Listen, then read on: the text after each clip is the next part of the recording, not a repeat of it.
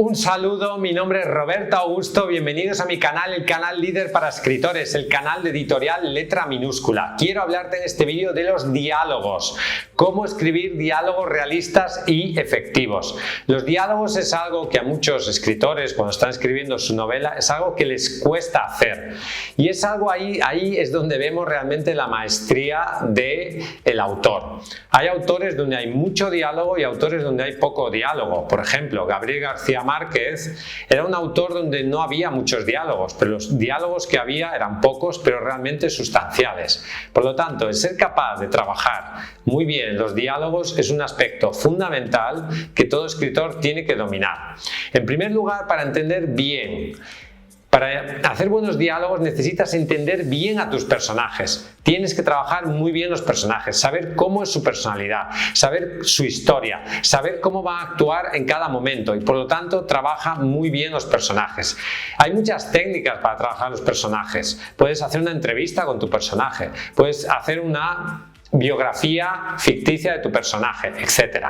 Si tú entiendes muy bien a tus personajes, será mucho más fácil que seas capaz de crear buenos diálogos con esos personajes.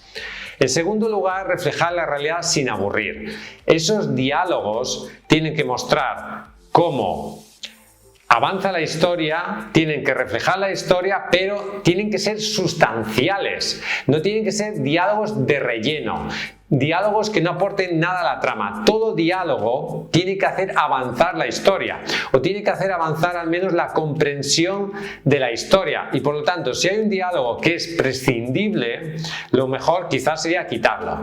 Esos diálogos no pueden aburrir, sino que tienen que aportar dinamismo a la historia. Pregúntate si ese diálogo que has puesto en tu novela debería estar o que si lo quitas, si quitas un diálogo y nada cambia en el libro, quizás lo mejor sería quitarlo, porque es aburrido, es material de relleno. No pongas diálogos de relleno. Número 3. Utiliza el subtexto. El texto es lo que dice el personaje. El subtexto es lo que está implícito en lo que dice el personaje. No lo que dice, sino lo que realmente quiere decir. Por lo tanto, el utilizar la tensión narrativa, el utilizar metáforas para expresar lo que los personajes quieren decir, puede ser una técnica narrativa en tu diálogo muy útil. Número 4. Variedad en el vocabulario y el estilo.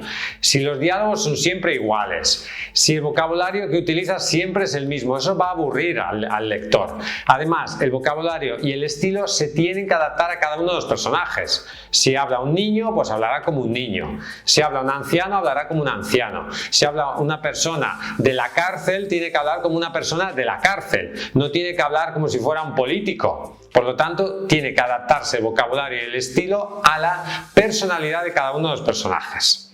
Número 5. Usa pausas y silencios en tu diálogo. Un diálogo está compuesto por lo que se dice, pero también de los silencios. Los silencios, y esto los que trabajan en la radio o en YouTube, los silencios tienen un gran poder comunicativo. También las pausas. Por lo tanto, utilízalas en tus diálogos. Número 6. El diálogo tiene que ser conflictivo y tensionado. Es decir, tiene que ser un diálogo donde haya tensión narrativa. Porque eso será lo que atrape al lector. Si son diálogos planos, donde no pasa nada, donde no hace avanzar la historia, donde no hay tensión, donde no hay conflicto. El conflicto es el motor de la historia. Y por lo tanto, ese conflicto se tiene que ver reflejado en los diálogos. Número 7. Evitar la exposición forzada. El típico diálogo de un personaje que empieza a explicarle una cosa a otro que ya sabe para que el lector se entere de eso. Eso es una técnica, una estrategia de autores sin experiencia.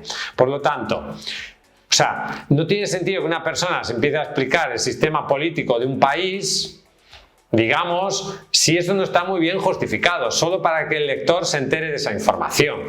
Las exposiciones en los diálogos tienen que ser naturales, no forzadas. Y por lo tanto, no hagamos que los personajes empiecen a explicar cosas de la historia sin sentido, solo para que el lector se pueda enterar. Hay otras maneras de hacerlo y evitar esos diálogos forzados. Número 8. Leer los diálogos en voz alta. Eso también se puede aplicar no solo a los diálogos, sino a todo el libro. La técnica de leer el libro en voz alta es algo que grandes escritores de la historia de la literatura utilizaron, porque es una manera de concentrarte y de fijarte y de ser mucho más consciente de cómo es el texto. Deja reposar el libro unos días y luego lo lees en voz alta. Te sorprenderá la cantidad de fallos que verás leyéndolo en voz alta que no serías capaces de verlos si simplemente leyeras el texto. Número 9. Los diálogos y las acciones. Es decir, esos diálogos deben de ser diálogos en los que suceda algo. O sea, los personajes pueden estar hablando pero haciendo algo a la vez. Y eso hace que los diálogos sean mucho más dinámicos y les da mucho más riqueza y mucha más complejidad. Y número 10. Editar y pulir los diálogos. Trabaja los diálogos una y otra vez. Lo más probable es que no te queden bien al principio. Piensa si lo puedes eliminar, si no lo puedes eliminar, si es sustancial, si no es sustancial, si realmente hace avanzar la historia, si realmente aporta algo a la historia. Y si no, recórtalo, modifícalo, fusiona diálogos, etc. Edita y pule muy bien esos diálogos para que sean realmente poderosos y realmente hagan mejor a tu libro. Ya sabes que si quieres publicar tu libro en editorial Letra Minúscula, podemos ayudarte, queremos ayudarte, escríbenos a contacto@letraminuscula.com, visita nuestra página web letraminuscula.com, somos líderes mundiales en autopublicación de libros en español. Hasta un próximo vídeo y vive tu sueño de ser escritor.